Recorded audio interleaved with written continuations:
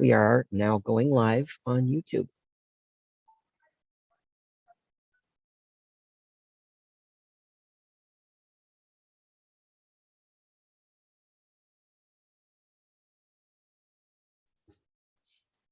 All right.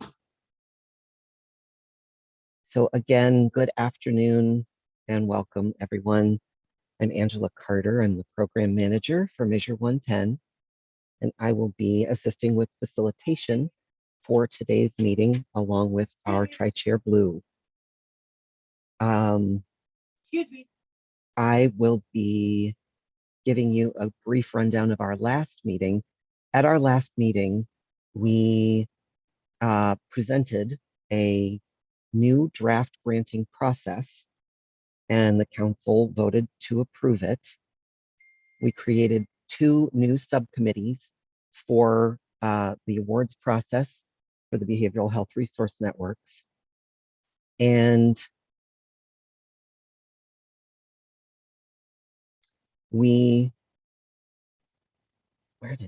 sorry, I'm losing my windows. There we go.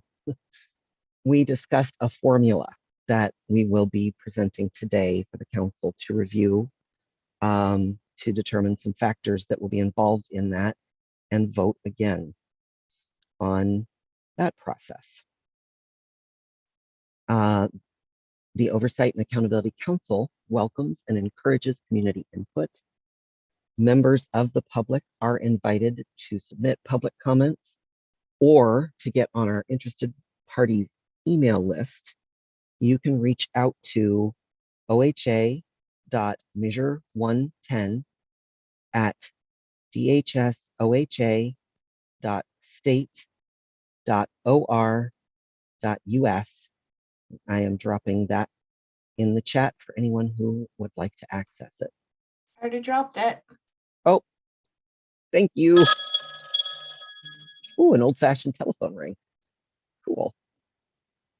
So that email address and lots more information about the council can be found on the Measure 110 Oversight and Accountability Council website.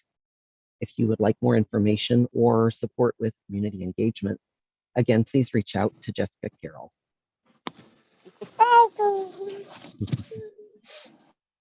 So the Oversight and Accountability Council members have requested that OHA and other staff who are present in the meeting space, please introduce yourself in the chat.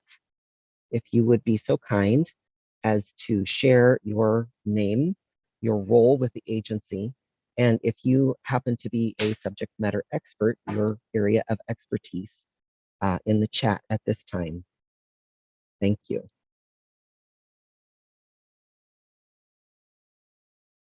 And we'll wait just a short while longer here to make sure that we have everyone in the room.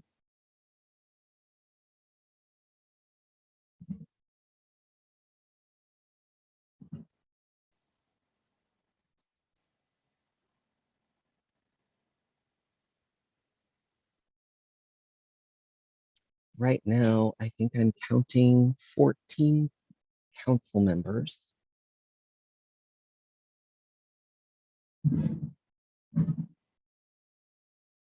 I just submitted Aowen. Aowen. All right. Well, why don't we go ahead and take attendance at this time? Walter, when you are ready, please take it away. Good afternoon, everyone. Good to see everybody. And let's take it from the top. And I do see Amy. Hi, Amy. Hi. Hey, all right. Blue is here. Hi, Blue. Yes.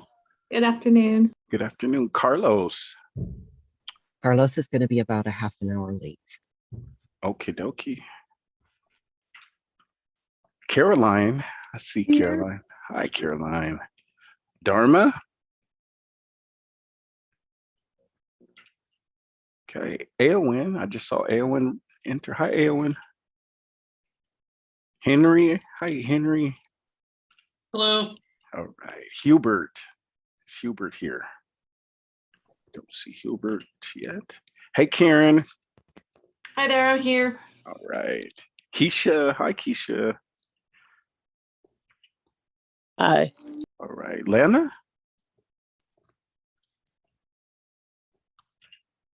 Leticia? There she I'm is. here. All right. Hi, Leticia. Melinda?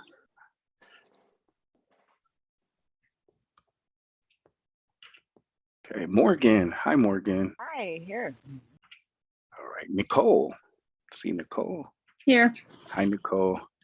And Onisha. Hi, Onisha. Hello. All right. Ron. Hi, Ron. Ron's here. All right. Sabrina. Yes, Hi, I'm here. Sabrina. Okay. And Zeb. Hi, Present. Zeb. All right. Hi. Steve. Hello, Hey, everybody. Hi, Steve. I'm here. And Reginald. Is Reginald here? All right. Okay, we got 15 people. We have 14 voting members. And then we have Steve, non-voting member. All right. Attendance. Thank you, Walter. Appreciate it. All right. So I believe that we have all of our tri-chairs here today. And at this point, I will pass it over to you, Blue, to share the agenda for today. Thanks, Angela. Hello, everybody. So I just want to give a brief overview of what we're going to cover in today's meeting. We're going to go over some OHA updates with Angela, and then John is going to walk us through draft granting formulas. And then we're going to ratify a previous recommendations from the subcommittee for a couple of counties. And then we're going to go through the OAC action plan for the next couple of weeks. So that's all I have on the agenda. There was something in the chat, and I'm not sure if we should try to fold that into today or a future agenda.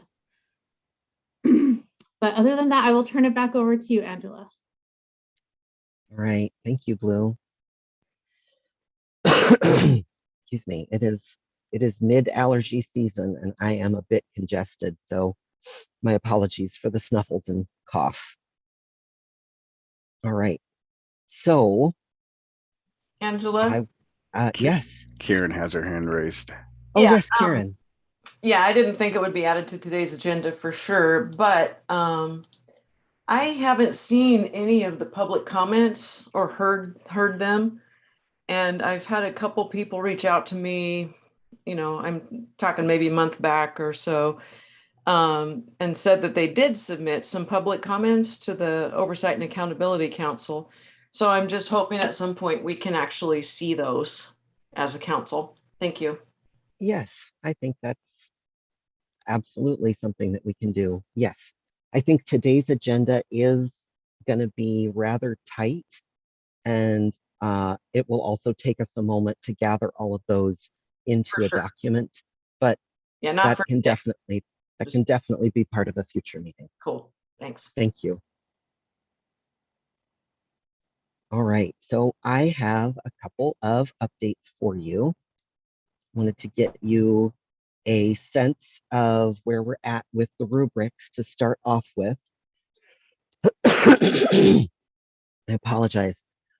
So at this point, we now have 242 rubrics evaluations that are complete by OHA.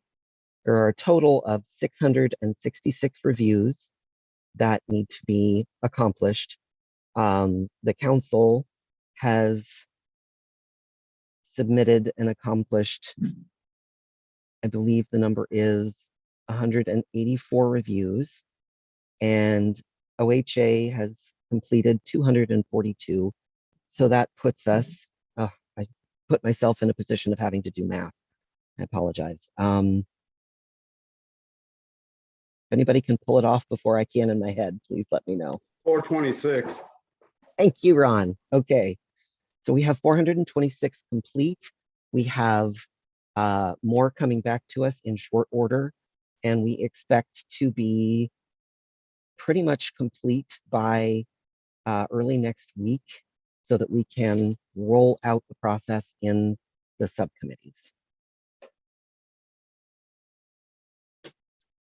I also wanted to make some space at the beginning of our meeting, both to offer great appreciation and thanks to Sabrina for being one of our first tri-chairs for the last year, and for all of the service and all of the time that she has invested in moving this work forward and working with the OHA Measure 110 team.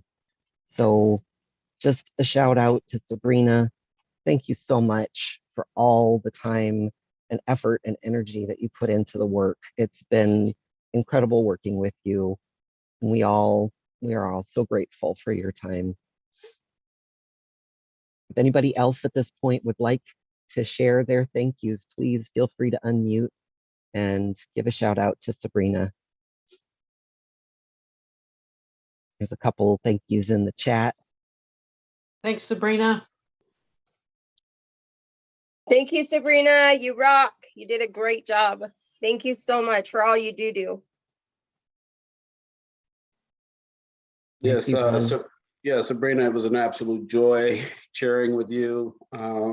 Your warmth, your intelligence, your commitment, your passion are all extremely commendable. It was, like I said, it was absolutely terrific. And watching you develop and grow and your leadership over the year that you were with us, I can only imagine that that's going to continue to take place. And it was an absolute pleasure to serve with you as a tri-chair.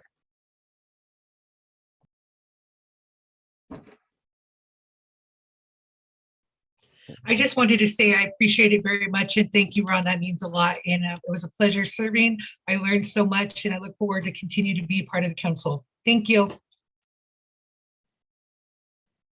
I'll just say thank you for helping me organize my thoughts and giving me sort of a better view of the council and the council's needs. You have such a great pulse on the heart of the council and the work that you all are trying to do.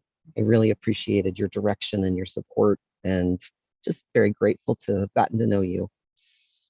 Thank you so much for sharing your time.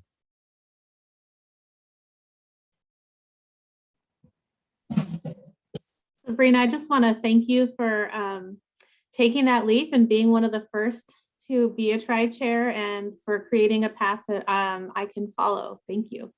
I appreciate you.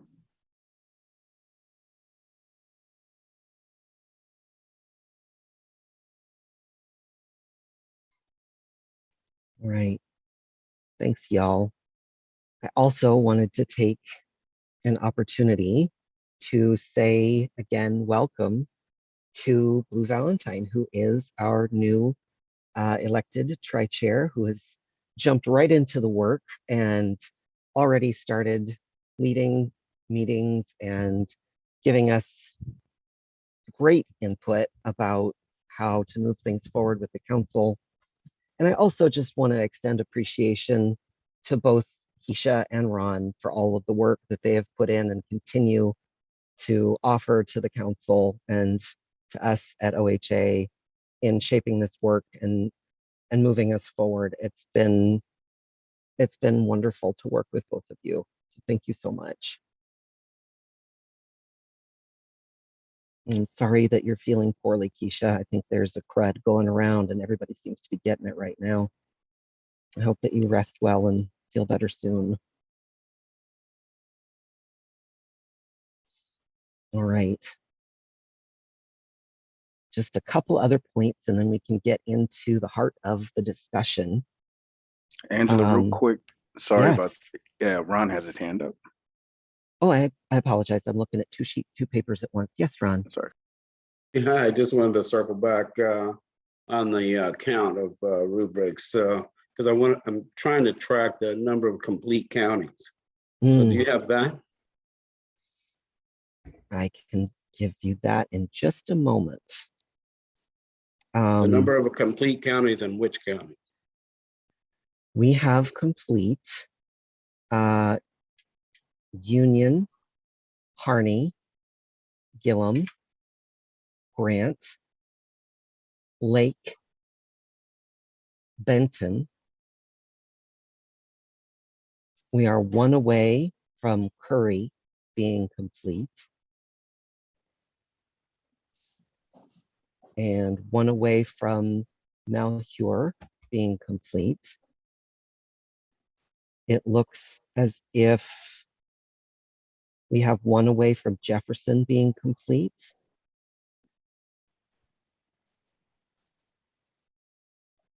We are one away from Klamath and Polk and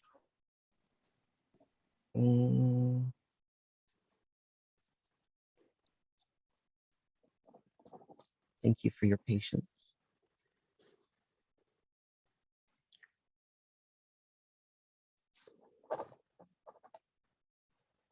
We are close to done on Washington, but not quite.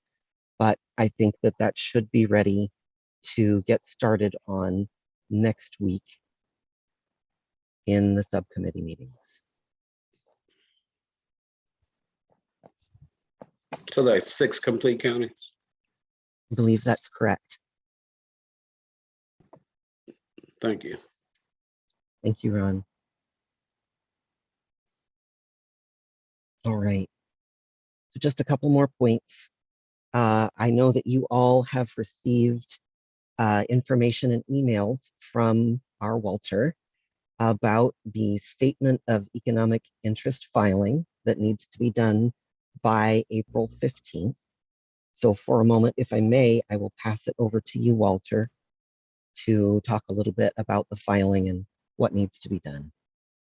Gotcha. Thanks, Angela. Just want to thank all of you guys. We have 17 folks that have filed their statement of economic interest. Yay. So there's only 4 left. I will reach out to those 4 folks. I appreciate your dedication. And also I'll put into the chat the number of Kathy for the OGEC that will help you get that complete. Takes about 5-10 minutes, but I just wanted to thank you guys for your hard work and dedication. And if you need me for anything regarding the SEI, please don't hesitate to hit me. So I'll be reaching out to you all. Thank you. Okay. Are there any questions about the SEI filing that we could potentially answer for you at this point? Okay. Oh, I do. Yeah, I have a question. I submitted mine this morning. It was pretty simple to get it completed. The only part that I wasn't sure about is there's a section right at the end that asks about uploading documents. I don't know what specific documents they're referring to. Like, do I need to submit income verification? That's the part that I wasn't sure about. Okay. I think that's a great question. And I believe also, I don't know if you were able to contact Kathy Bayer, but she will walk you through that, Leticia. So any of the needs that you need, she will definitely help you. Okay, thanks, Walter. I'll give her a call. Okay. And Amy? I tried to do it before and I don't know what I did with the link. Could you guys send me the link again? Please? Yep. Thank you. Got you. All right, great. And then I just want, if anyone else is having the issue that I had, which was you don't remember your password and you're trying to answer your security questions and it's not working, that was actually a systems glitch. That's not that we don't remember the name of our security questions, and that if you call the number that Walter so kindly gave me, they send you like a one-time login link, and it was super easy. Awesome. Thanks, Morgan. Thank you. Thanks, Morgan. Okay. So just 2 more points. Ron has his, Oh, I Ron has his apologize. hand up yet. Thank you. Ron, please go ahead. Yeah, I'm sorry. I'm a little slow when I look at the numbers in the counties and stuff. So when you say Washington County is nearly done, do you know what that means? Because it's one of the tri-county ones. I just want to get a sense of when that work would begin in terms of the tri-county And also you were mentioning that we had that, so we're going to have one subcommittee this week. Is that right? And then next week we're scheduled, or are we scheduled next week? So for Washington County, I am looking at our spreadsheet. It looks like there are 11 that are still being worked on. Some of them are currently with our technical assistance team, and a few of them are still out with OHA staff members. But we should get those back in very short order. We are focusing our attention on completing counties so that you may get to work as quickly as possible. Okay. Dawn. Hey, everybody, Dawn. I think these are all really good questions and that I want to get to. And I really want to encourage us to start this formula conversation because that is critical to being able to move forward things that are ready to go. And Ron, I want all those questions and hopefully we can have a half hour at the end to go through those. But I really want to encourage us to start that conversation so that we can walk through that with lots of time so that we can hopefully land that today. No, I appreciate that as well. That's a conversation I'm anxious to have as well. But I'm really want to be sure that we're locked in on the rubric completions, because that really is going to be the thing that dictates how fast we can go. And so I just want to make sure we're not losing any time with the completion rate. And so that's what I'm trying to track. So yeah, know that I'm monitoring that very, very closely. And so we will have the rubrics ready to go, and it's going to be the subcommittees that need to then get going next week. And all the rubrics will be ready to be referred to y'all early next week. That is happening. Okay, beautiful. Thank you. Yep. And we can definitely talk more about this in the last part of the meeting. We'll be talking about the subcommittee schedule moving forward and getting a sense of what the council would like to do for that. So I will be brief with my last point, which is the conflict of interest declarations. I know that many of you previously signed conflict of interest forms in order to be a part of the subcommittee making the decisions about the awards, but it has been a bit of time, and some of you have had circumstances change. And so I have sent out new conflict of interest forms to all of the council members who are participating in the subcommittees, and requested that either you update your forms or just send me an email letting me know that your forms are still valid and usable from the previous time that you signed them. So those should be in your inbox now. Go ahead and take a look at them, fill them out, and send them back to us as soon as possible. We'd like to have them prior to beginning the votes in the subcommittee. Yes, Steve. Just a quick tracking from the chat. Keisha's saying that there's something wrong with our YouTube link and just wanting to make sure if we can either repair that, or I assume this is being recorded and can be uploaded later. Just wanting to make sure that someone is attending to that. Hey, Steve, I think there was the wrong YouTube link posted earlier, but that has since been fixed on the website. We did a check on that. Thank you. And Britt put the correct link in the chat. Thank you very much for bringing that to our attention. All right. So that's all that I have for updates currently. And I would love to pass the conversation now over to John Collins for a discussion of the formula that we are proposing to use to determine the award amounts per county. So John, if you are ready, please go ahead. All right. The time that Dawn's been waiting for. So can everybody see the screen, the slideshow? Okay, yeah. I'm going to leave it like this rather than putting it into the slideshow because it helps me with some stuff later on.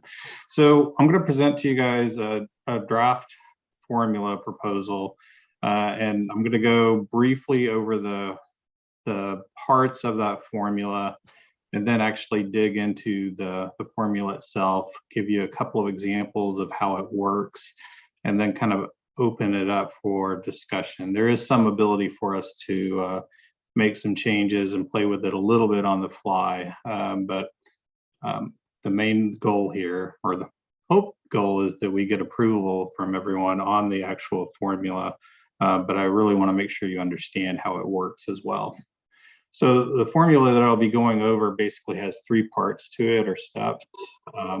Part of it will have a set of variables that really reflect the needs of the community. Part of it shows how those variables relate to each other in terms of value. In other words, they could all be of equal value, or some of them might be more important than others. And I'll show you more specifically what I mean with that.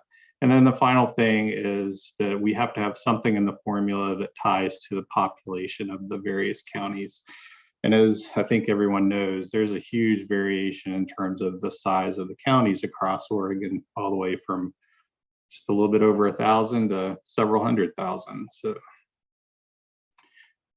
So in terms of the variables, what I'm really talking about, referring to, are any variables that we have that fit within the values of the council and can be measured at the county level. And the proposal that I'm going to be showing to y'all shortly, I've got a variable for houselessness, the number of arrests by county, the number of individuals who are enrolled in Medicaid, and the number of drug overdose deaths by county. And what I meant by value, like using these four variables as examples, we might want to, for example, value the population piece of this, which is the Medicaid part, really highly. And then the other 3 variables a little bit lower, but all equal. The important thing that you'll see when I get to the formula page is that those values are basically from 1 to 100, and they need to add up to 100. And then the final thing is for the population piece, as I really just referenced a second ago, rather than using the general population associated with each county, we're proposing that we use the Medicaid population for the county. And that's because it fits more closely with what might be the needs associated with the various counties and communities. So there is a difference in terms of the sizes if you compare the general population and the Medicaid population. And I think the Medicaid population allows us to reflect on the values and the needs associated with community a little bit better. So this is the chart. Let me click on this so that I can make it bigger for you. And before I dive into this and we really get into the meat of things, I just want to check really quickly, does anyone have any questions they want to go ahead and throw out there for me? I have a question. Sure, I could not decipher your reasoning around Medicaid in the last slide. I read all the words. They just did not make sense. Is it because people on Medicaid have lower income, possibly like more social determinants of health? I read all the words and it did not make sense to me. Yeah, it is because the Medicaid population is really the population that a lot of the burns will end up focusing in on. So it makes sense from that point of view, but also it has a higher prevalence of substance use, mental illness, a variety of other issues that would indicate need for services. So that would be another piece to bring forward. As a quick example, let me flip back to, let's see here. So this is a table or a chart showing the distribution of race and ethnicity within the Medicaid population. I mean, as in most any population measure in Oregon, the white population is the highest in terms of percentage, but when you look at this compared to the general population, where whites make up roughly 75%, there's more diversity across the other populations within the Medicaid. So it's, again, I think it reflects some of the folks that we're hoping to be able to target with the Burns services within the different counties.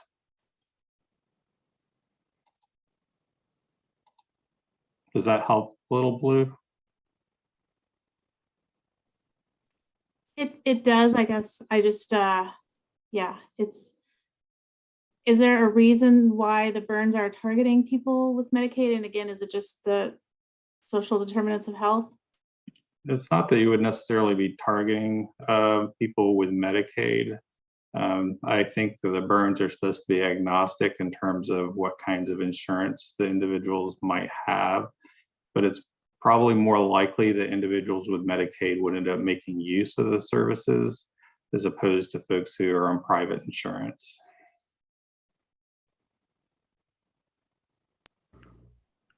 Hey, John, we have a couple hands that are raised. Ron, did you want to, did you have a question? I saw you put your hand down. Yeah, I was going to wait. I wanted to see all of the variables, but I am curious just in terms of the sense that I have when I look at this, that different counties will have different Medicaid populations. And I'm just wondering, is this like is this an average? Is it an aggregate? How is this developed? Because my guess is Multnomah County would have a different Medicaid population than Jackson County in terms of race and ethnicity. Oh, yeah, that's definitely true. Probably within any given county, the makeup for race ethnicity is going to vary for the Medicaid population, just like it does for the general population. I think this is an average then, or? Oh, what I was showing you before. Yeah, this is actually, without going into too much depth around some of the data that we have within our Medicaid system and how well it tracks race and ethnicity. This is taking information over a period of time to show what the average differences are amongst the various race and ethnicity groups. Thank you. I think Keisha, I'll get to you in just a second. I think the big point here is we needed to have something to anchor the formula in terms of population size so that it reflected the volume of people that might be needing services from county to county. And while the general population, like in this column here, is, if you look at it and think about it in terms of the proportion to the total, like Multnomah County here, for example, has 800,000 or so folks. And the Medicaid population, I forget the exact number that they have, but in both cases, they're roughly 19% of the total population. So they're pretty similar. That's not always true. There's some counties like Lane County, where the share of the general population is a little bit lower than their share of the Medicaid population, as an example. So, Keisha, do you have a question? Yeah, my voice is kind of going out, so I kind of put it in the chat, but it just seems like this would majorly impact those most affected by the war on drugs by using this metric in a variable. Yeah, I believe so. And if y'all want, let me actually take you through this table that I have up in front of you right now, and I can show you how the different variables and the weighting that we've currently, or value that we've currently assigned to them, have an impact on the numbers. And hopefully a couple of examples that I can really point to will give you a better sense for how this is working. So the way this is set up is we have all the counties over here on the left. John, just real quick, Yes. we can't see the table that you're talking about. Oh, can you see it now? No. Oh, dang it. Okay, hold on.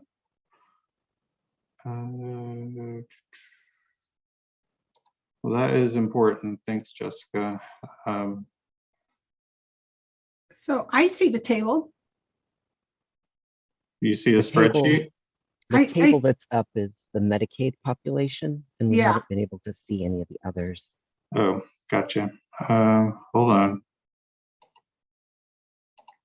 All right, so you can see the Medicaid population now, right? Yes. Yes. Okay. There we go. Yeah, you can see that. County- And County now, distribution. now this is the test. So hold on. Can you see this, the spreadsheet now? Not yet, but there's a little spinning icon. I think it's because this is Zoom, you're sharing your actual document and not your screen. Like in All right, let me back all out of it, and I will share just this. So hold on just a second. We will get it right.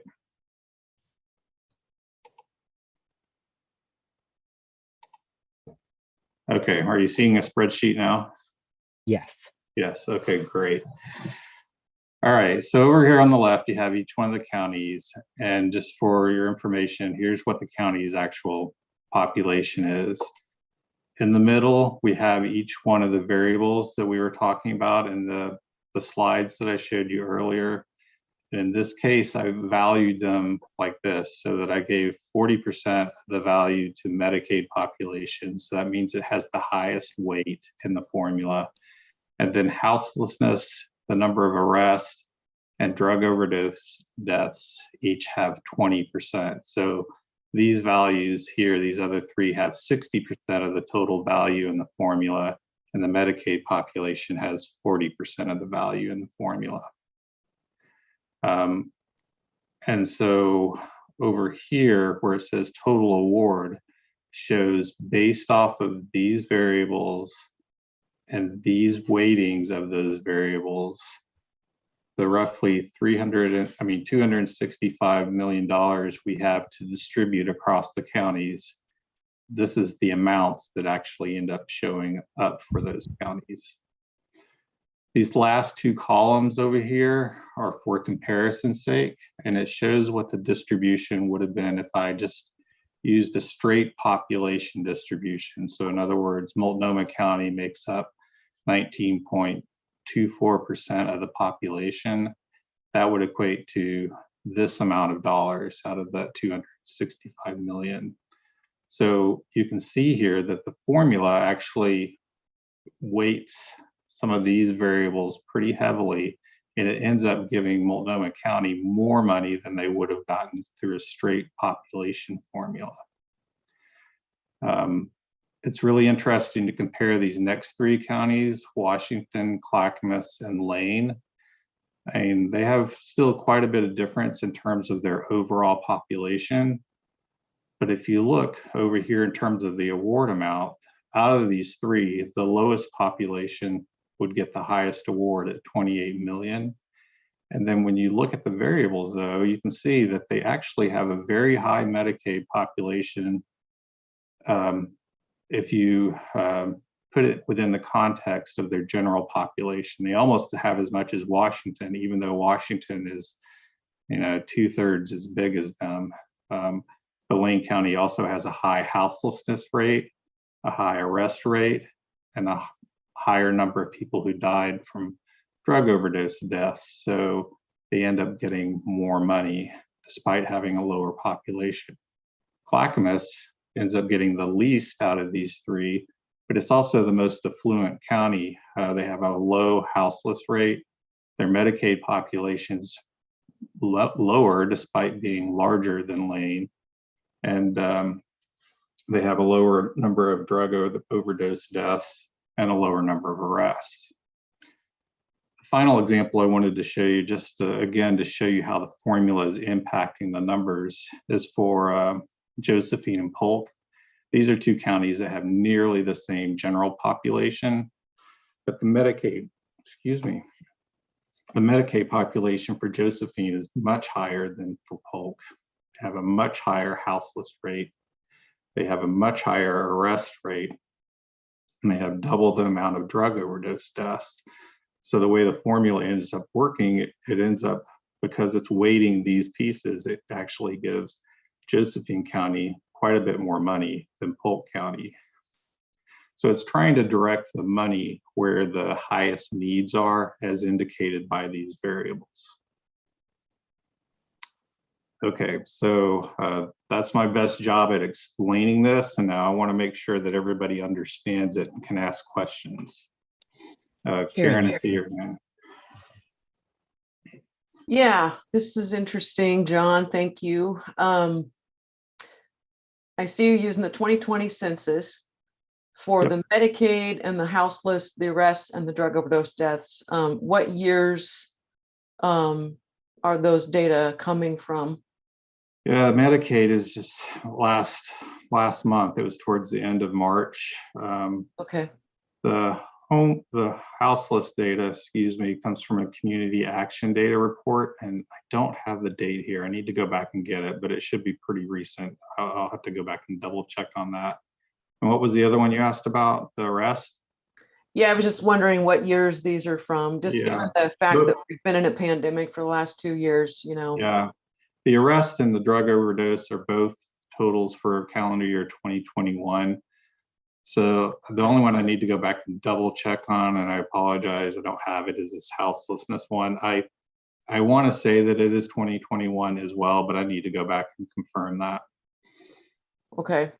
The other comment, and I don't have a bright answer for this, but you know, when you looked at the Polk and the Josephine, I think, you know, I'm also thinking about ethnicity and the racial makeup of the counties. Polk has, I would think, quite a few more Hispanic members than Josephine. And, you know, I just say that because 3 of the counties in the region that I focus on a lot are very high, especially the Medicaid population especially has a lot of Hispanic members, as well as people who do not speak English. So I don't know if there's a way to factor anything like that in, but I just wanted to throw that out as a comment. Yeah, if we want to take a quick pause here, well, Ron, you have a quick question, then I'd like to go back and address the whole race ethnicity thing, and it's the reason why it's not in the formula right now. But Ron, do you have another question? Yeah, I may have missed this when you said it the first time, but I was just kind of looking at kind of the raw demographics for the state, and then I was looking back at this and I was wondering, and I couldn't remember why Medicaid population is weighted at 40%. Oh, well, so honestly, all of these weightings that are right here now are choices that you know, we made as staff to bring to you for presentation purposes. In fact, I can change these. So for example, I can change Medicaid up or down and then change these as well, as long as they add up to 100%. If you wanted to see some variation, that's not a problem. In fact, I'll do it really quick just so you can see how it impacts things. For example, if I lowered Medicaid to 30 and then did drug overdoses, say I bumped it up to 30, you can see now Multnomah County's numbers are up in the 62 million range. And again, the reason being is Multnomah County has a very, if you look at the rest of the drug overdose deaths, they have a huge percentage of those. So by weighting that even higher and then lowering the Medicaid population, that gives them even more money. That's just kind of the way the formula works. But these are actually, and that's exactly why I asked the question, because I thought something like that would happen. Yeah, but these are choices that we can make change on. So, and Henry, right before there's one other thing I forgot to point out to y'all. These bottom counties here, Wallowa, Gillum, Sherman, and Wheeler, when I used the straight formula, they all came out to less than $500,000. So in order to give them a minimum amount, I just gave them all $500,000 and distributed the remainder using the formula. So these guys down here aren't quite using the formula. And if you looked at, if we just use general population, they would be getting even lower, down in the 100,000 range. I forgot to point that out earlier and I wanted to circle back to it. Henry? Yeah, yeah. I just want to express my gratitude for John for your work with this and for OHA supporting us in this process. And also, you know, I appreciate the discussion around weighting percentages. You know, weighting the percentages based on these 4 categories. I also think that you know these numbers are fluid and they're not well, you know, always 100% accurate. I can tell you that, you know, working as a crisis worker in Hood River County, there have been overdose deaths in the last, you know, however many years it's been. So I see that there's a 0 on that, and that's not accurate. So just wanting to note that this data is, you know, that it's not, that it's variable. I don't know another way to say that.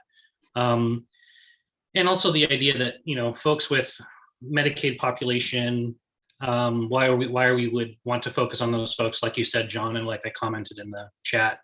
I think, you know, those are the folks that can't go outside of the state to seek other services. You know, as a provider working in community mental health and as a private, you know, therapist, I can tell you that the folks who have the means or have private insurance are able to seek access services outside of the state, right? Whether they want to go to Hazelden in Minnesota or they want to go wherever, they can access services other places. So these are the folks I want to, and I'm open to other ideas around, you know, weighting the percentages from my fellow council members. And I think that, you know, the Medicaid population is the population that's going to be accessing the burns primarily, like has already been stated. So thank you. Yeah, thanks, Henry. And yeah, it's definitely true. The data source on this is one of our public health data source for drug overdose deaths. And I forget the exact name of it. It comes out of their one of their systems where they track poison adverse incidents and things such as that. So it probably isn't perfect. And if we looked at death certificate data, that would be different as well. And there's still issues even with that. So yeah, there's issues with all sorts of administrative data. And that's one of the reasons why we try and use multiple data points as well to kind of balance some of that out. If I can just reiterate something quickly, you know, the trauma hospitals are located in the metro. So oftentimes when you get someone that's having specific trauma, they enter into the system at a you know, regional, you know, rural hospital, and then are transported to the you know, the Portland metro and end up dying there. So that could be partly why some of that information is skewed. But thank you. True. Ron? Were you trying to get to something else before you had mentioned a couple of times you wanted to show us something? Oh, earlier I showed you how the Medicaid population, while it's not is definitely not race ethnicity data. It does have some diversity in it, so it can act as a bit of a proxy for that. That's also true with the drug overdose deaths. Okay. Yeah, I just want to say I like this formula that it focuses on the things that council members have expressed interest in having represented. My only question is just the percentages in terms of Medicaid versus arrest and overdose, that could be balanced out. That would be my only comment. Okay. So, well, I mean, as I mentioned earlier, when I started presenting, it would be awesome if we could get to the point where we got agreement on this. So, because that will allow us to move forward with some of the other actions that we've talked about earlier in terms of making intents to award, since these dollar amounts will be an important aspect of that. Do you have any suggestions possibly that I can do here on the fly in terms of these weights? I mean, just as a starting point, reducing Medicaid to 35 and increasing arrest to 25. Maybe taking Medicaid down to 30 and increasing overdose deaths to 25. Okay. Can I Can I speak to that? Yeah. One of my concerns about the arrest is it really,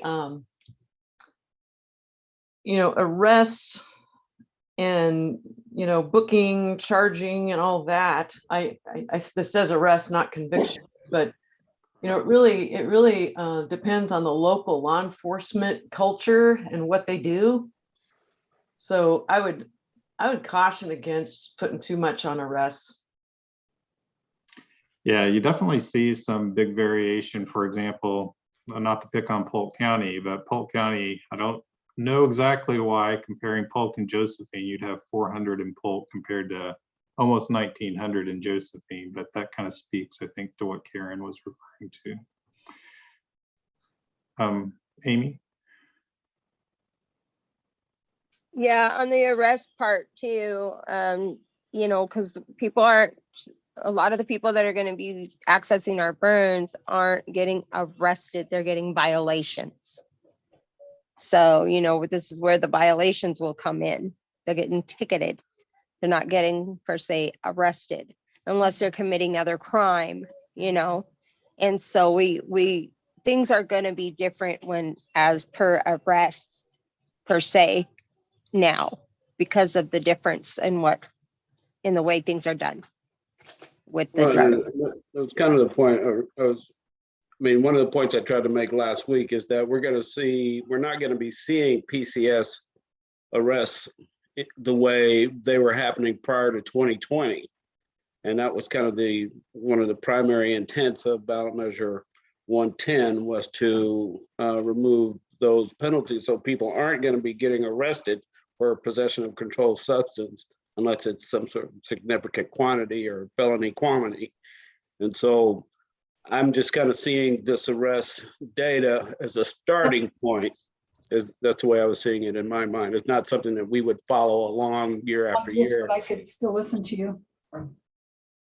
That's not something that we would follow along year after year, going into the future. It's just a starting point. So we have a basis for making an initial allocation. Blue, I think you were next. Yeah, I think really just Ron kind of hit on some of the, I was trying to put my hand down. Some of the things that I was thinking, which I'm just not sure if we're going to use arrests, if 2021 arrests are if that's the year that we want to use because measure 110. But that's my only thought, like maybe 2020 arrests would be a better picture if we were going to use that.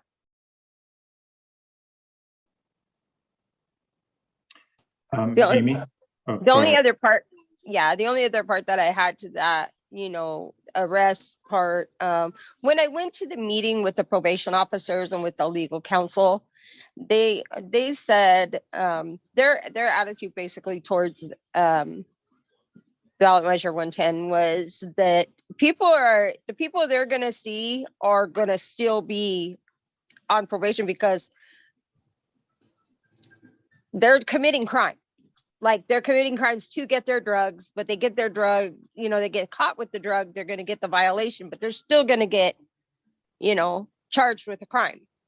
So the arrest numbers, I don't know that we should track them over with ballot measure 110 and see what the differences are as opposed to before. But for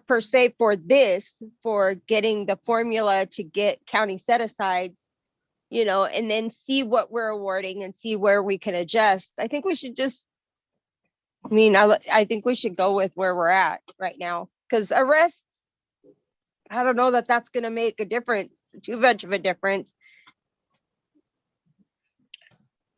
I don't know. Yeah, if we, I haven't got the 2020 data, but if I plug that in here and they were more or less, even if they were less or more, if they were distributed pretty similarly across the counties, it wouldn't end up having a very big impact on the actual numbers that we're seeing here at the formula. Henry? Yeah, I appreciate all the points that are being mentioned, and the reason why I would advocate for using maybe a more weighted percentage on Medicaid population, is that is something that is fairly stable and has the least amount of other factors that are impacting the variability. Whereas like houselessness count, arrests, and drug overdose deaths are something that are not as, because of all of these different factors, whether it's, you know, like Dharma has suggested, incarceration rates in rural counties, or drug overdose deaths versus drug overdose, right? Like, or the number of people who are receiving houselessness services, right? Like the I think those things are not as easily counted as Medicaid population. And so I think you're getting a better and more accurate count if we weight the Medicaid population. Thank you. Okay, thanks, Henry. Dharma? I was curious to, and it was one of the questions in the chat too, about are these drug related arrests, or are these arrests for anything? And I'm also wondering how COVID rates of like arrests might be skewing this data representation, if we should be comparing 2019 data to current data to see if there is a different distribution. I'm wondering like how that's affected rates of homelessness, rates of arrest, and may not be the best measure looking forward in that kind of like post-COVID kind of analysis. I also am having similar feelings to Henry about the stability of the Medicaid population being maybe a more accurate representation, or at least a more stable representation over time, considering those confounding elements as well. Yeah, thanks. And the arrest data are for all arrests. It's not a subset of them. And yeah, as far as the variation goes, some of this data is not the data that I'm most familiar with from my history with information. So I'm not sure how much it would vary over time, but it would be interesting to look at. Again, I think the thing that we would want to look for in any of those variations, whether it's the houselessness data or the drug overdose data or the arrest data, isn't really so much the volume, it's what they are in relation to each other for the counties. So for example, if Multnomah County always comes out on top, it won't end up impacting the way the formula works too much. But we could certainly look at that. Steve? Yeah, thanks, John. A really good discussion. And I guess what I'm hearing in this is that maybe this isn't perfect, but it is capturing key values from the council. People with who may be struggling economically, that would be reflected in the Medicaid population. Houselessness, certainly. Involvement in the criminal justice system with an eye towards people most impacted by the war on drugs and drug overdose deaths. A quick comment on arrest. So there's while we don't have the background on this particular sample, it's recent, it's Oregon specific, it's not drug specific, but the research both in Oregon and nationally is that there's just such a high percentage of people who are arrested who do have challenges with drugs and alcohol. So I think, we're sort of capturing people who have challenges both across substance use and involvement in the criminal justice system. So I think, we could adjust the time periods of this, but I think overall, to me at least, it seems to capture. I also agree with the comments around Medicaid population, but I think it's really up to the council about balancing the values that are represented here. The drug overdose deaths, I would just caution, if you look at the numbers here, they're really small. And so, particular year or difference, sometimes with fentanyl, you have a cluster of overdoses in a particular county. So that movement there, if it's a high percentage, can really move the needle on the dollars going out, but maybe an unfortunate but more random event rather than speaking to the systemic issues that I hear that the council really wants to dig into. Those are my comments. I'm hoping that we can land on something today, not pressuring, but this, as Don said earlier, the ability of the council to land on a formula, if we can do that today in a responsible way, will allow us to move forward and begin to send out letters to those approved entities because we now have a financial basis to make those approvals. Thank you. Thanks, Steve. Keisha? Yeah, I just wanted, I think we should have an emphasis on the homeless population, having a greater number, as like in our rubrics in our application, we put a big emphasis on those who might not be insured, and that is a contradiction to the Medicaid population. So I just think that the homeless population should be weighted a little higher. Okay, thank you. And Keisha and Sabrina, and then afterwards, unless there's another burning question, I would maybe propose that somebody make a motion about the weights. I can plug them in here and we could vote on them potentially. Karen? Yeah, John, can you tell me if you at OHA considered anything like the staff shortage areas? You know, HRSA designates certain counties in Oregon as having a crisis. And the other thing I'm thinking of is these frontier counties. You know, it takes double the time to get anywhere. You got to travel miles and miles and miles to do anything. So I just wondered if that was considered at all. Thank you. Yeah, that's a really good question, Karen. I didn't think about it, and nobody brought up about how to utilize those shortage areas that you were describing. Although we did try and take into consideration the smaller counties and the fact that they might have some of the costs associated with the services, even though there might be fewer services, the services themselves might be more expensive. And that was quite honestly part of the reason why we made sure of putting at least a base in here for the final 4 counties. Grant County is actually a little bit smaller than Wallowa, but because the way the formula worked, they came out above 500, and we just disregarded the formula and put the $500,000 in here for these last 4 counties. But it was to try and to take into account some of those issues that you're talking about, Karen, and not end up relying simply on the fact that Wheeler is 0.03% of the total population, which would get them about $91,000, which did not seem sufficient for that county. Sabrina? Yes, I just wanted to ask, if we voted today and agreed on this formula, what cycle period would this need to last for? Like what would be the end date for the biennium? I'm sorry, I'm not sure I was following. Could you ask again? Yes, then it might be a question for another member of the council or OHA, but I was wondering, what would the cycle period end? When would the biennium end for this funding? What would it be that date?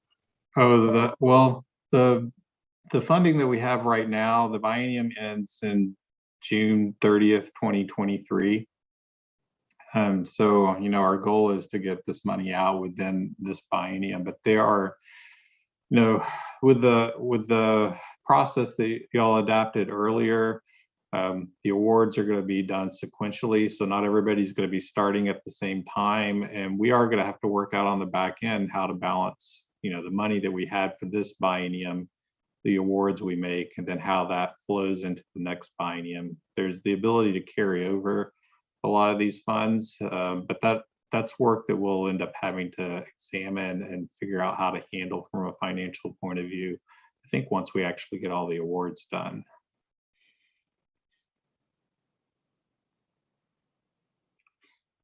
Did that help? Yeah, it did. Thank you. Okay. Ron? Right, I was just gonna try to move a little bit forward. Okay. But I heard a couple things.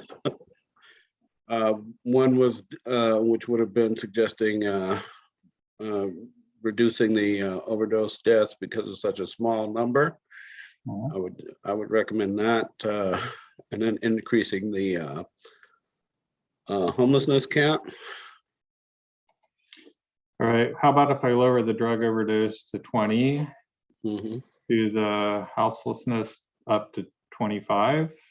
Yeah, I would be okay with that. I don't know. And that lands us, that's gives us a total we're looking for. My number comes out less with that formula. I'm thinking houses is 30%. All right, if I raise houselessness to 30, I need to take 5 away somewhere else. What would you suggest? I think that was, is that you, Keisha? Or sorry, go ahead. Arrest. Okay, so this up to 30 and arrest down to 20.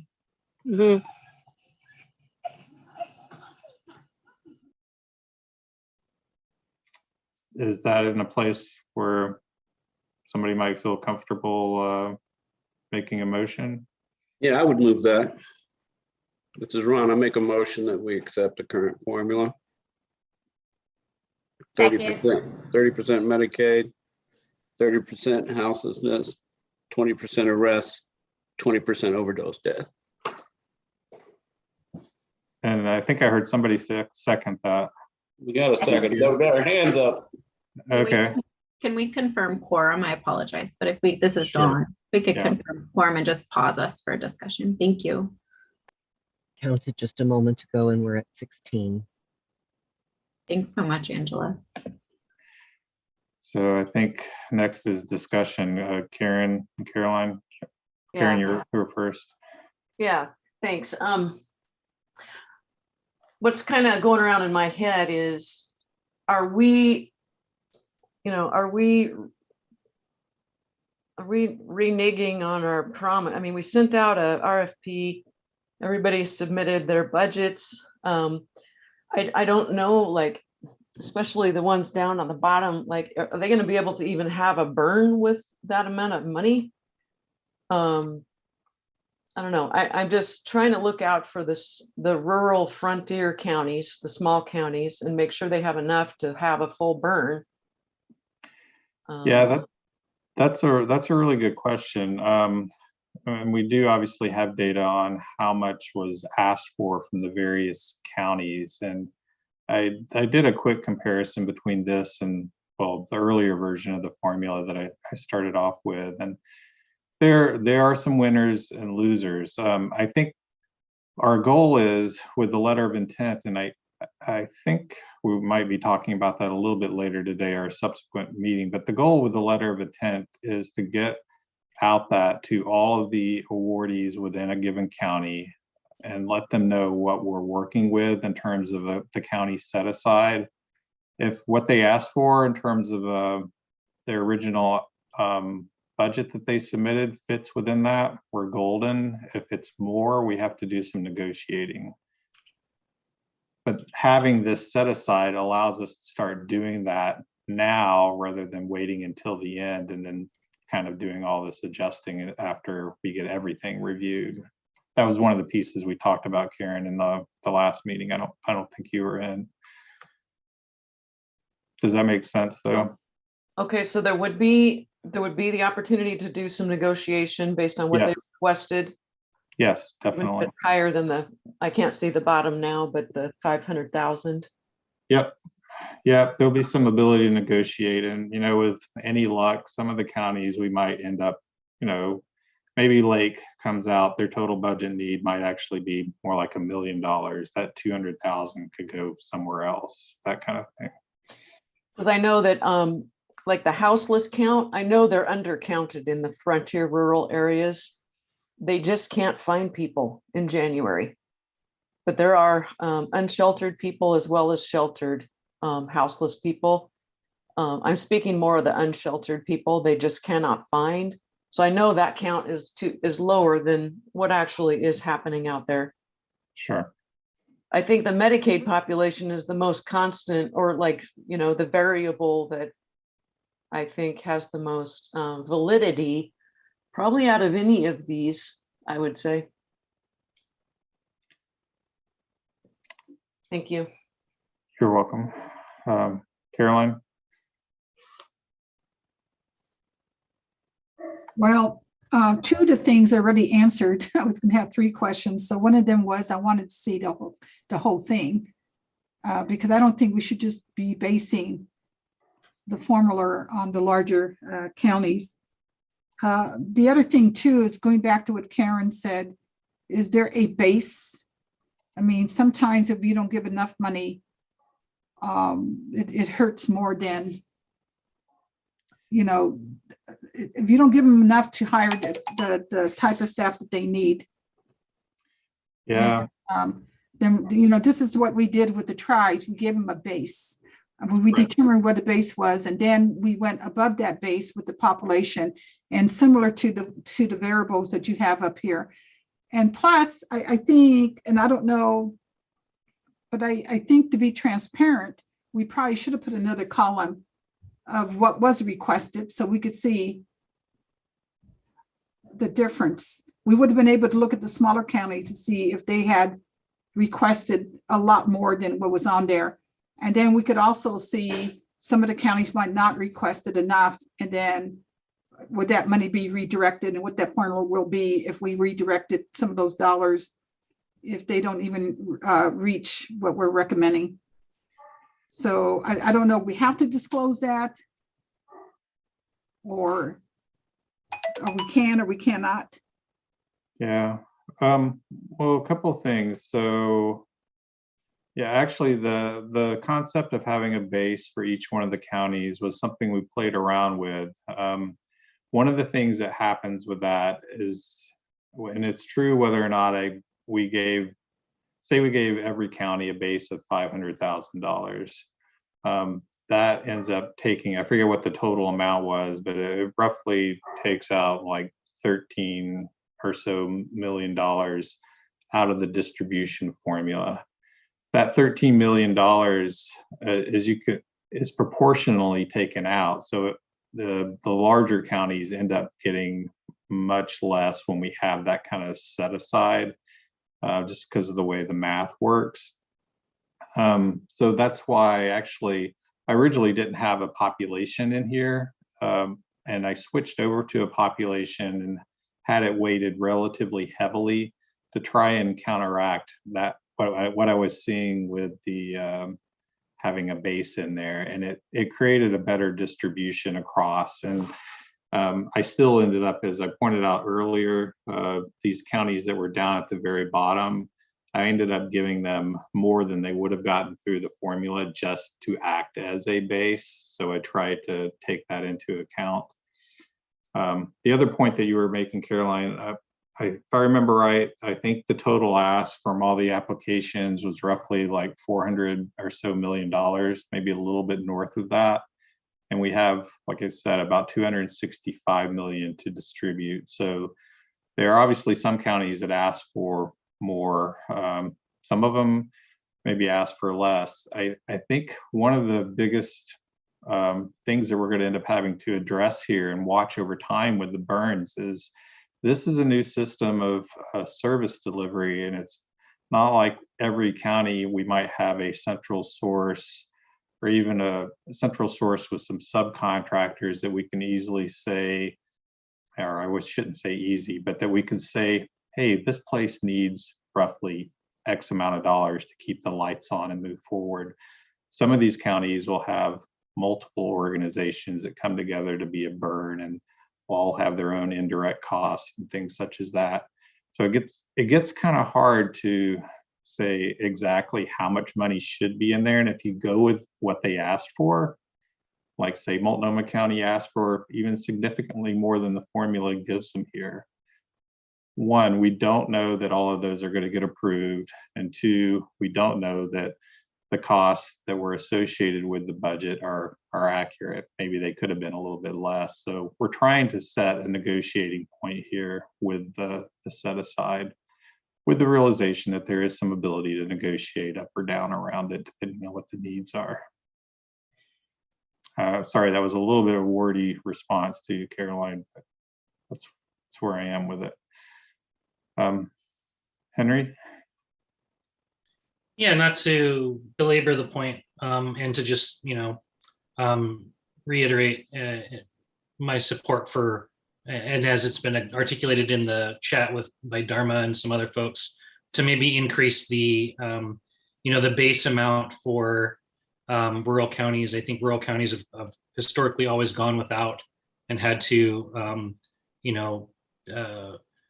piece together services. I have personal experience being the only crisis worker on call for 3 counties in rural Oregon, and responding to DUFR at like 2 a.m. from someone who was suicidal because they were overdosed. They had attempted to overdose on something, that they were taking. So I think that we can, we have an opportunity here to provide supports for services that are chronically lacking in the state of Oregon. And so I just want to advocate for that. Thank you.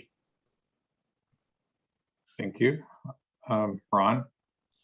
Right, I just wanted to thank you, Henry. It kind of was going in the same direction.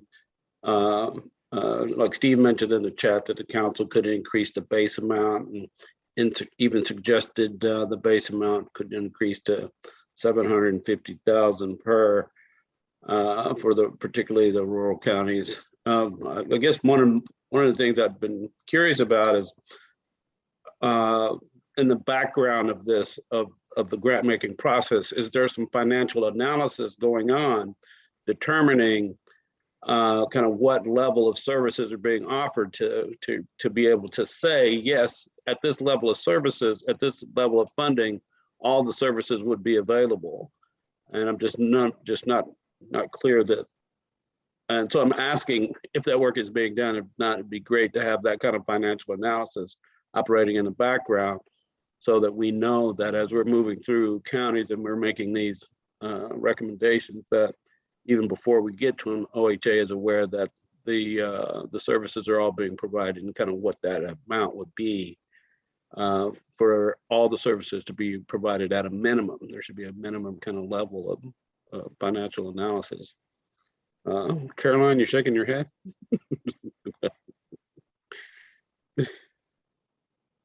No, not at you, at something Okay. else.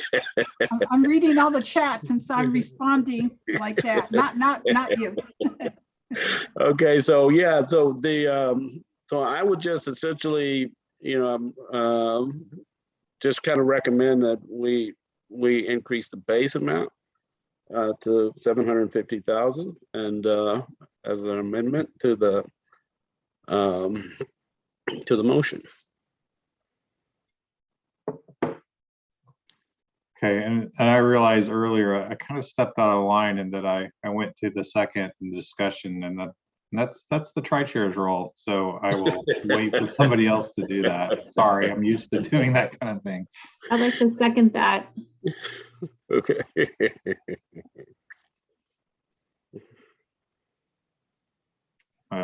Discussion. Well, I guess I'll call him myself here. So I was just getting a clarification on a couple of things. So there is a motion on the table right now, and if we do not come in agreement today, does that stop our process from approving these applications right now? Because we have a subcommittee meeting on Friday to start doing that.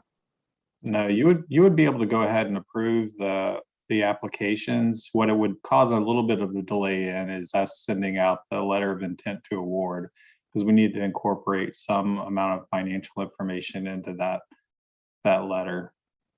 But you could still go ahead and approve the county, so there wouldn't be any delay from that point of view. All right. Thank you for answering that. You're welcome. Keisha? Yeah, I'm just wondering, if we are increasing the base, where's that money coming from? So yeah, that's a great question. So and I would need to ask which ones you wanted to increase the base to, like how many of the smaller counties, but when I increase, so these base amounts, as I mentioned a few times, are not part of the formula. So so using what I have right now as an example, this is $2 million down here that's not part of the formula. So the rest, so what we're distributing here with the formula for the rest of the counties was actually $263 million. So it does take money away from the remainder of the counties. And I mean, it's not a whole lot in the big scheme of things, but from a proportion point of view, it would probably take a little bit more away from the larger counties than the middle counties. And what, 750,000, that's 300,000, 3 million, right? I think if I did that quickly enough in my head. So it wouldn't be that. Are you shaking your head at me, Caroline? Or are you shaking your head at the chats? I did math wrong. Yeah, you did math wrong. Numbers were never my strong suit, so yes, whatever. I mean, you got 250, 250, 250, 250, that's $1 million. And then you have to go back to grant because then they wouldn't have the minimum any longer. So you would have to then take out 1.25 million, and it would have to come up from above. Yeah. Whatever that we do, it has to come out from above. And if I change these 4 to 750, then it would be 3 million, Caroline. Yeah, That was it would be the bottom 5. You would have to grant. Yeah. Oh yeah, add grant. You're right. So it would be 3,750,000 that I would have to take away from the distribution. Right. There you go. Thanks, Caroline. Okay. Keisha? Oh yeah, I didn't put my hand in. I'm just still waiting for where it's coming. I mean, I heard above, but it wasn't really direct or concrete where from above.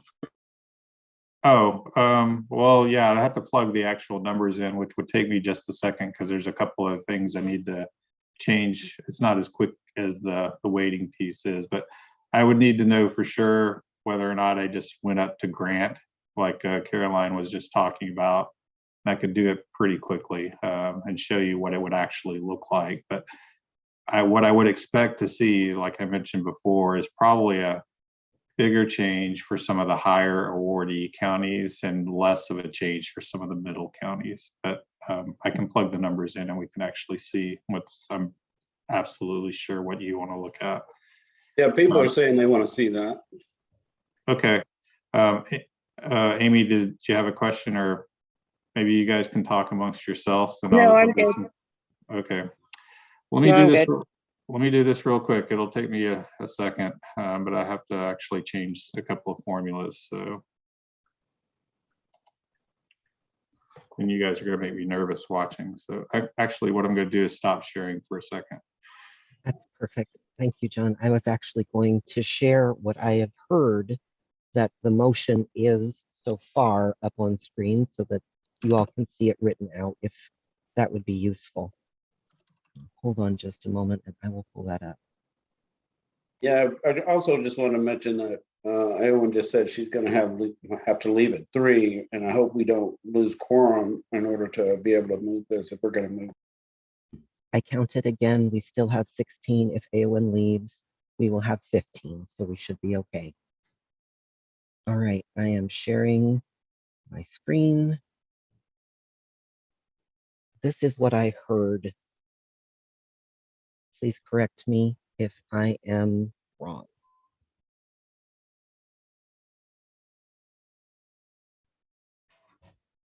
I think that the 750,000 would need to be added as an amendment. I don't think that was in the original motion.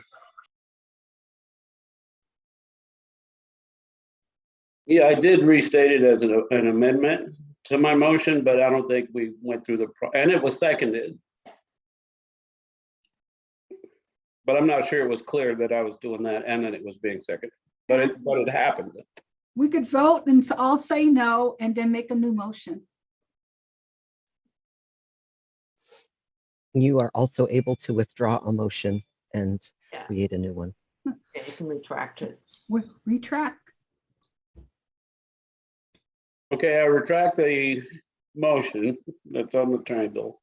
And I make the motion that we approve the current funding formula for determining burn funding available per county with a base of $750,000 with the weighted variables of Medicaid population weighted at 30%, household population weighted at 30%, arrest weighted at 20%, drug overdose deaths weighted at 20%. All right. Well, while, is there a second? That motion. Second that. Right, That blue. that was Blue. Yeah. Is there any further discussion that you all would like to have while John is working on getting that formula put together? No, but I kind of want to see the formula before I vote. Somebody else's math said it'll take way more than what we expect if the formula changes. Steve, please go ahead.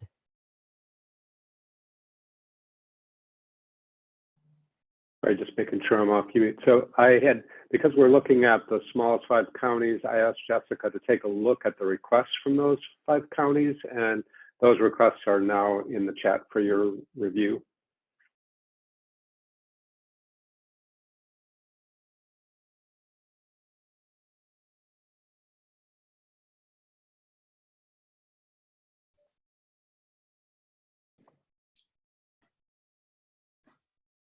So just checking, those are those are thousands?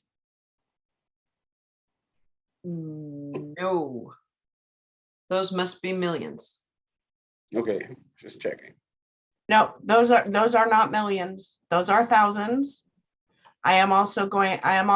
It seems that I omitted Harney County, which is a smaller county. So I'm going to go ahead and drop that in the chat. Sorry, I'm learning how the counties and how big they are as we speak. So 4 of those are in the thousands and 1 is in the millions? That doesn't make any sense.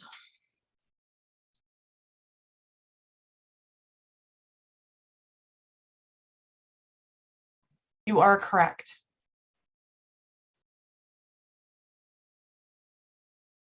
There's a significant one-time, isn't it right, Jessica, request, the one-time infrastructure build out with that $2.5 million request?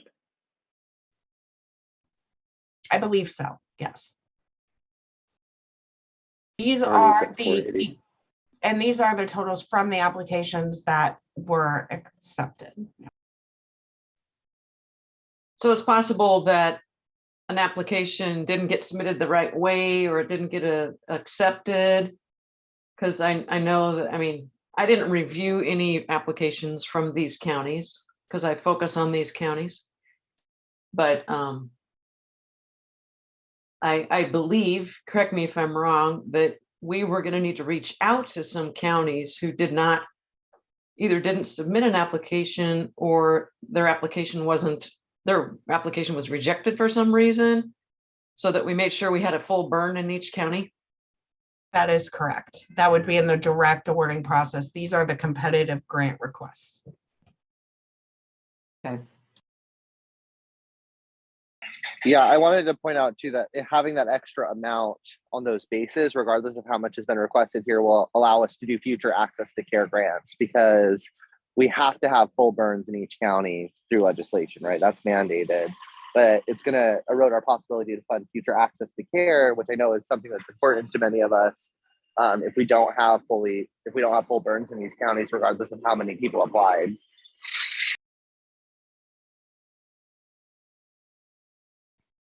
Caroline, is your hand up again, or? Well, yes. I mean, Okay. It seems like if we're making a motion before we have all the facts, so we probably should go, and if we had the actual amounts, we wouldn't be having this discussion. So if these smaller grants did not put in for at least 750, then we should put their actual amount. So then we could have those savings, because anything that that's not covered down there is going to have to be removed from the top. So can we not put their actual amounts for, if they're less than 750,000, then we should put what they actually applied for. Because the way the procurement process is, we can't go back and say, you got to take more money because they didn't apply for it. So why don't we put those actual amounts for those smaller counties? I mean, if they're not 750, because I'm not quite sure, Jessica, where all these little, I'm not sure if I'm reading this right. So Wallowa has 2,536,297, and Wheeler only requested 3,000 or 3 million. And Grant only requested 13,000, and Gilliam 3,000, and Sherman 3,000. And Caroline, I'm sorry to interrupt. This is John. One of the things to remember is we didn't get complete burn applicants, like the total number that we needed for a given county from every county. So what you're seeing for Wheeler may well be that, we only got one applicant and they only wanted to do one part of the burn, and we're going to have to go back out and do direct contracting to find the rest of the services that would make a complete burn. So that was one of the other reasons that I actually failed to mention earlier, that we hadn't done that direct comparison, because while some of the counties would be complete if they were all awarded, others might not be. And so we needed to make sure we had money set aside to be able to do direct contracting as well for those. well, I've read most of the eastern counties before I booted out, because I wasn't going to, go to every little square in the rubrics. So I read most of the eastern counties, and a lot of them were like consortiums. I mean, they were all doing services throughout the different counties. They were accessing different services from another county, because that's what they do in Eastern Oregon. But they've never been large enough to access anything 100%. So they always then get some of the services from another county. I think that's the reason why. I mean, you saw inside a lot of the the written grants was the fact that they're going to go to another county for this part, they're going to go to another county for this part. And so that's the reason why I think they did not apply as a total burn, because they're consortiums.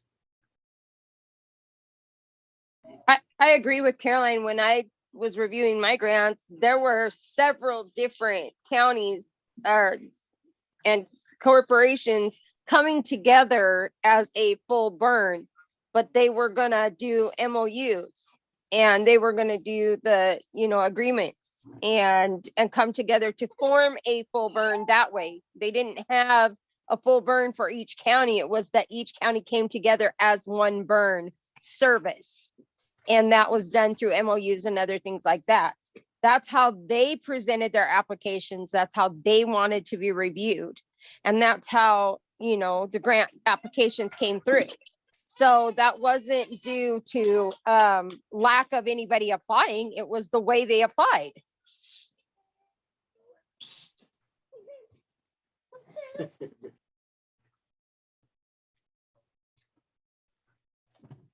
I believe that. I don't know if it's my turn. Yeah, I think you're up, Karen. Karen's turn, yeah. Okay, I just haven't quite had a heart attack yet. So I do want to make sure these small counties get what they need to have a full burn. And I think, and like I said, I didn't look at these applications in Eastern Oregon, but I believe what I heard was that one of our larger providers actually serves 5 counties in the region. And I believe that application got booted or rejected. And I just want to make sure that there is enough money allocated to these small counties so they can have a full burn. And I think Dharma put a comment in the chat that I would agree with. I'm having heartburn if we only look at what they applied for, because I don't think the applications that we got represent what actually went into OC&P.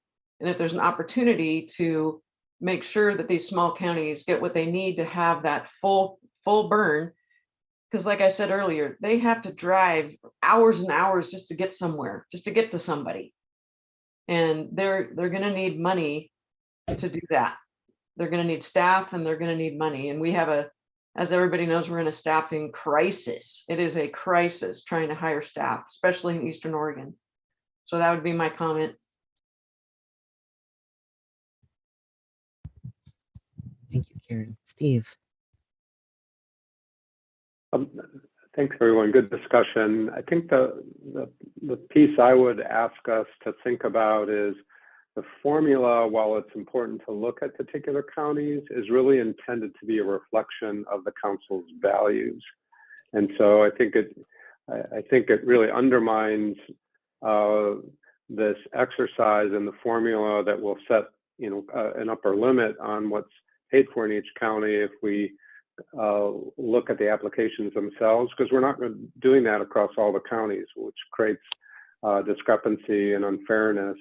And what I've heard repeatedly from this council is, and the requirements of Measure 110 is to establish a burn in each county. Clearly, $3,000 is not going to get a burn going. And so I think what I have heard most consistently from this council is to support rural Oregon, where, among others, where there hasn't been the investment in infrastructure, and to fund it adequately so that these can be established everywhere across the state, so everyone has access. Also, another caution, and Zeb asked the earlier question, does this stop our work if we don't agree on a formula? No, the council can continue to authorize and approve applications, but it does stop OHA work if we can't land on a formula today in being able to send out letters of intent and begin the negotiation process, which comes right after that. So I hope the council can find a way to reach consensus on this. Thank you. Thank you, Steve. And John is ready now to share the formula again. Yeah, and right before I go ahead and share it, just to add on to what Steve said, and I know some of y'all on here would be aware of this anyway. I mean, this is a new piece to the substance use system. Currently, we have the counties. The counties are funded all over the place. They don't follow any particular rules, and a lot of that was historical.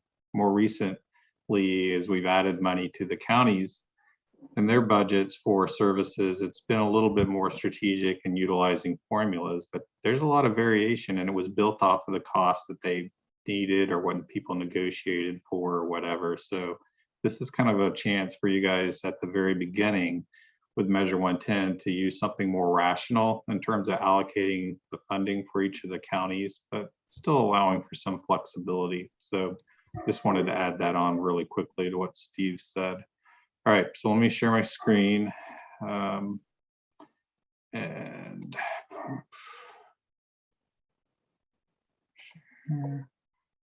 right, are you seeing my spreadsheet? Yes. Yes, okay. So what I've done is I've baselined for now Grant, Wallowa, Gillum, Sherman, and Wheeler, $750,000.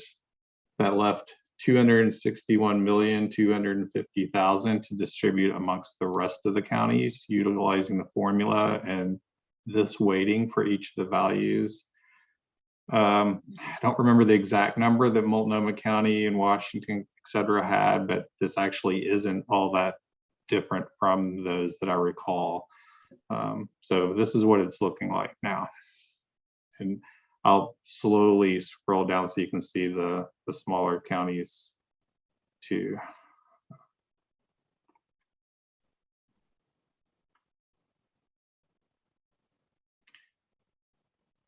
And I'm sorry, I wasn't keeping track of where y'all were in your amendments to previous motions and such. So we had a motion and a second, and we're in discussion.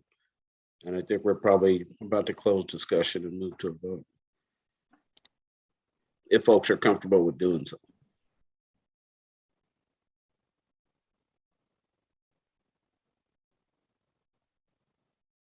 So just to clarify, John, for the written motion so that we can put it up on screen when you are done, you gave the 5 counties with the smallest population the 750,000 base, but not all, correct?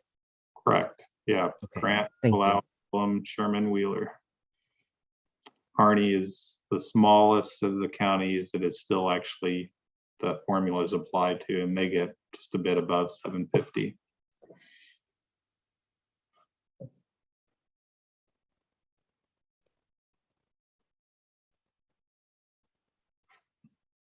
Again, you can see another good example down here of how the formula is working, not to belabor the point, but Lake County does have some higher rates for these other stats, and they get a bit of a boost compared to the others.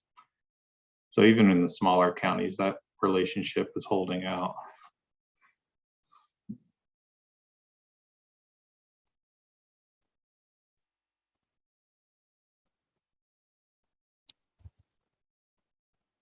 Can you look at, oh, Henry's got it.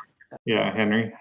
I wanted you to be able to answer your question, Karen. Also, for time management, I need to leave in 5 minutes. So if we could move to a vote, I'd really appreciate it. I was just looking at Harney versus Baker and wondering why they were so close, but because you were moving around a little bit, I couldn't see. Sorry, I won't move. Okay. So Blue, would you want to ask Walter to call the question? Yeah, I guess that's how this works. I wasn't sure. Walter, yes. Can you go ahead and take a vote, please? Thank you, Ron. Yeah. All right, let's take it from the top. Everybody is clear on the motion. I'm going to start What from the is the top. motion? Wait. What's the motion? Please, Walter, please restate the motion. And can you do me a favor as you call the roll? Once you say the name, could you wait for the person to speak? Thank you. So I have the motion written and I'm happy to share it. Once you call the name. Thank you. The Angela? motion is to approve the current formula for determining the burn funding available per county with a base amount of $750,000 given to the 5 smallest counties, Grant, Wallowa, Sherman, Wheeler, and Gillum, and weighted variables of 30% based on Medicaid population, 30% based on houseless population, 20% based on arrests, and 20% based on drug overdose deaths. If you would like to see this written before you vote, I am happy to share my screen again. Yeah, you want me to stop sharing? Sure. Thank you. All right. Can we take the vote? Here is the written motion.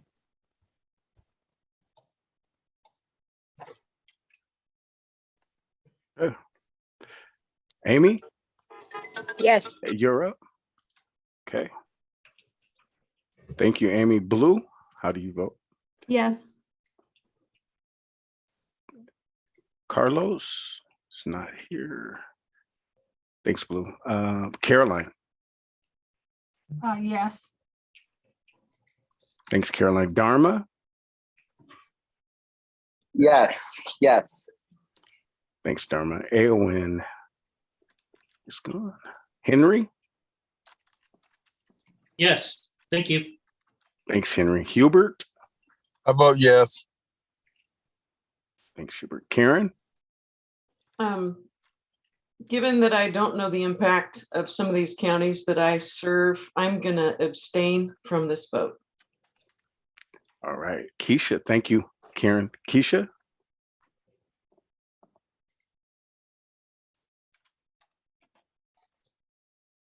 Keisha, are you there?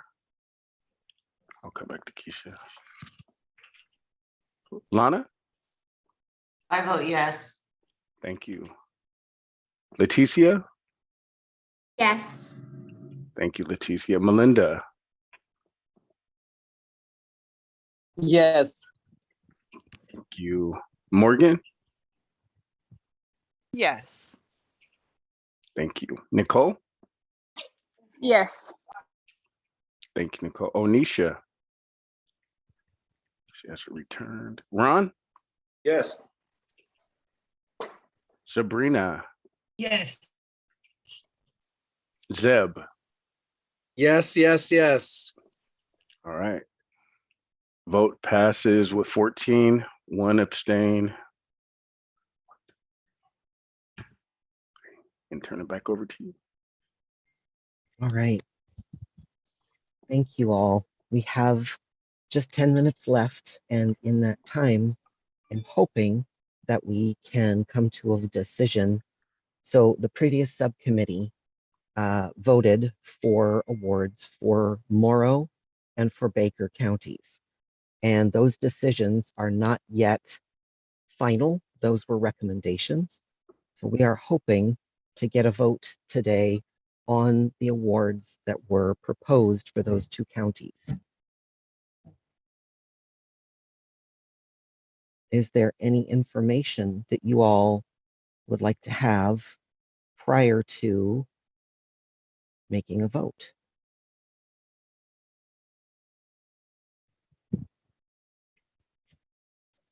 I don't have any information, so I don't feel like I have any information. Could you just give a little more background on that? Yes. I am trying to open up. Yes. Yeah, I'll just while you're doing that, I'm happy to. So under the prior approval process, so before last session, there was a process where you all met as subcommittees and provided recommendations to go to the full council for ultimate approval of a county. What has happened is we had only provided those two counties, Morrow and Baker, to your guys' previous subcommittees, and they still needed the full council vote.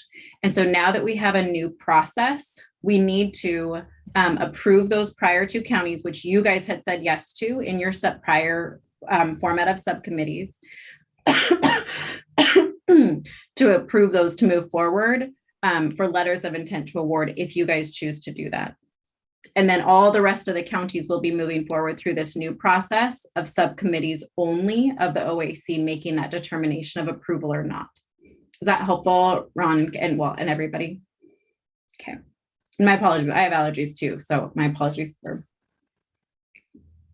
So the entities that were included in those two counties, there were 5 in total, 2 in Baker, 3 in Morrow.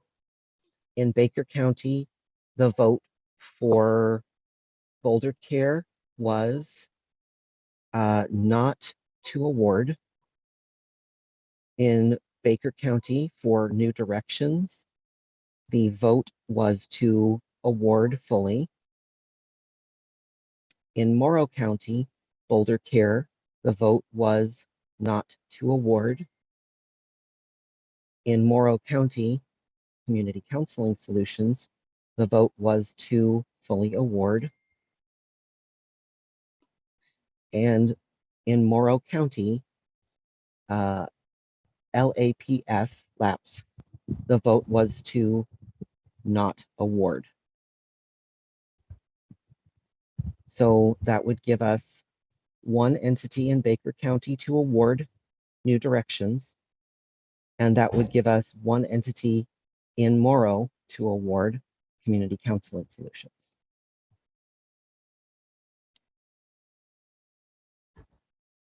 Yes, Amy.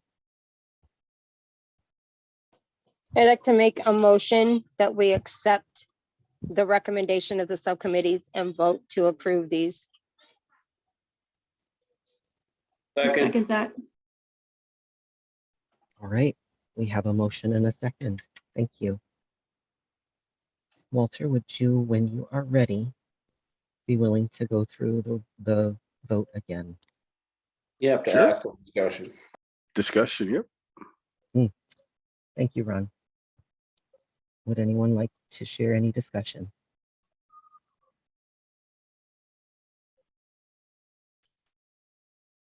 All right. Karen, yes. I didn't help write any of these applications. I just want to declare that they are in the region that my company serves. And the directors of both of these entities are on my board of directors. So I'm just declaring that for the record.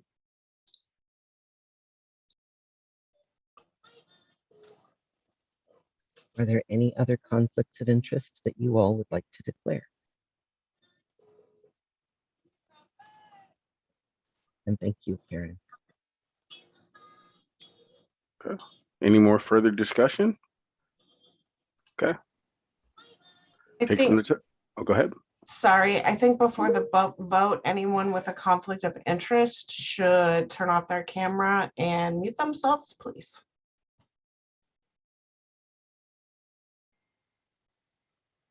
Just for the vote, not forever. Okay, can we take Thanks. the vote? Yeah, thanks, Jessica. Amy, how do you vote? I vote yes. Thank you. Blue, Yes. Caroline, Yes. thanks, Caroline. Dharma, Yes. okay. Henry, Yes. Hubert, Yes. Karen, Abstain. thank you. Keisha, Yes. thank you. Lana, Yes. okay. Leticia,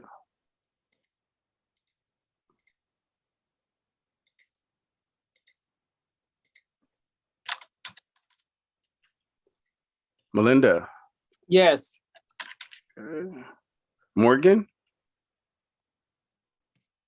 Yes. all right, thank you. Nicole,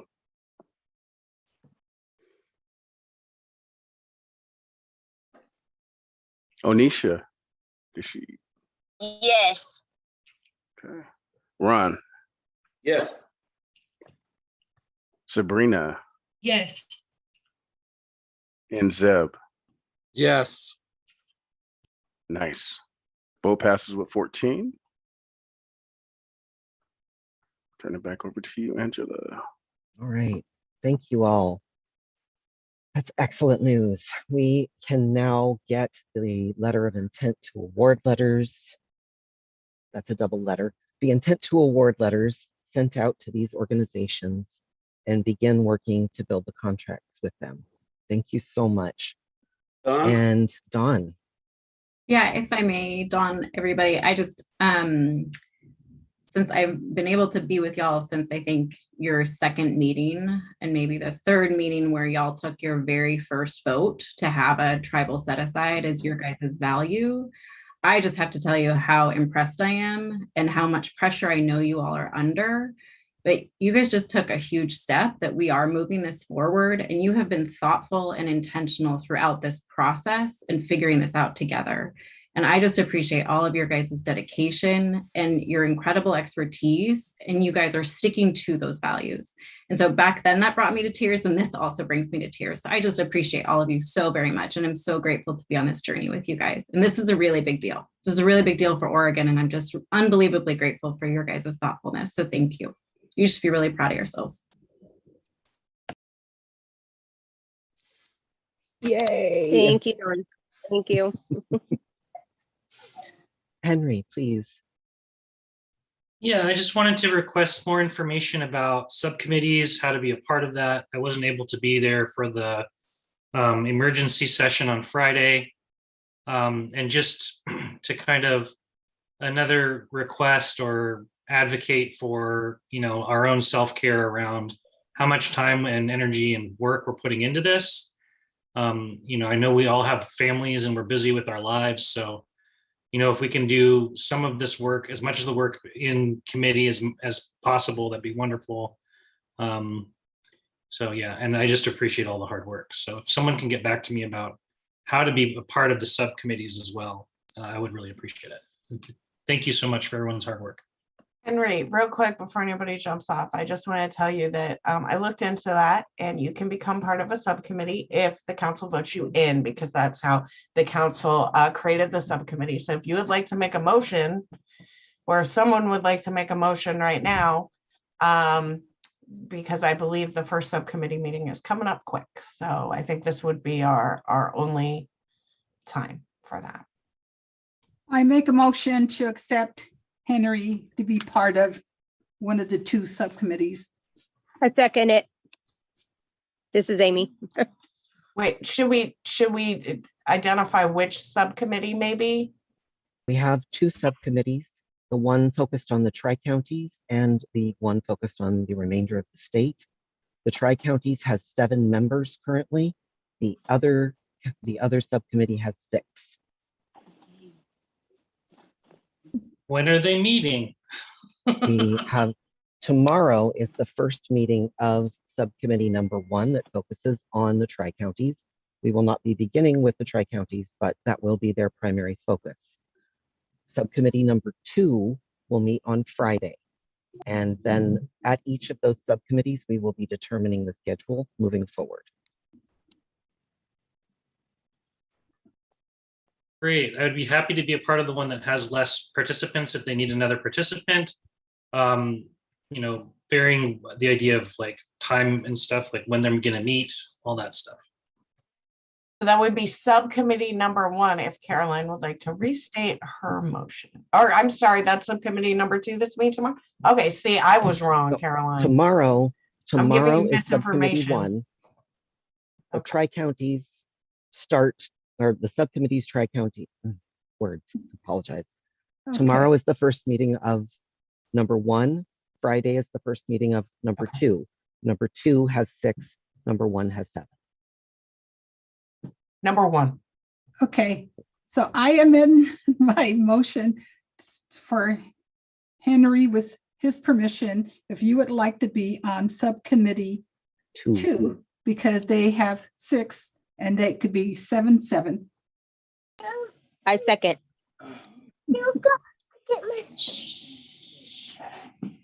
Was that our first vote? We got a call question. Yeah. Okay. Any discussion? Let's go into the vote. Let's go. Amy? Yes. Okay.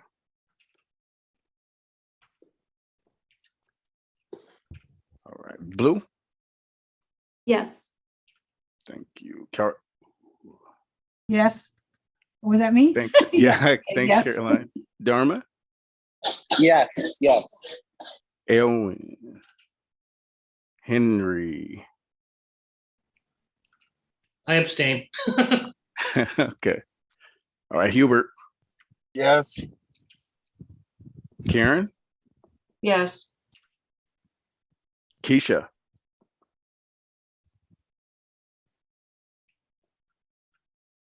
Okay, Lana? Yes. Thank you. All right, Leticia? Yes. Melinda? Yes. Morgan? Yes. Nicole?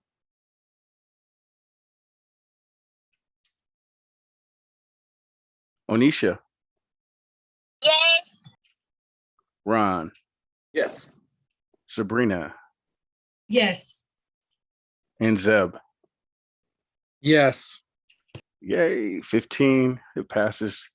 Henry is added to the subcommittee. Is that number 2?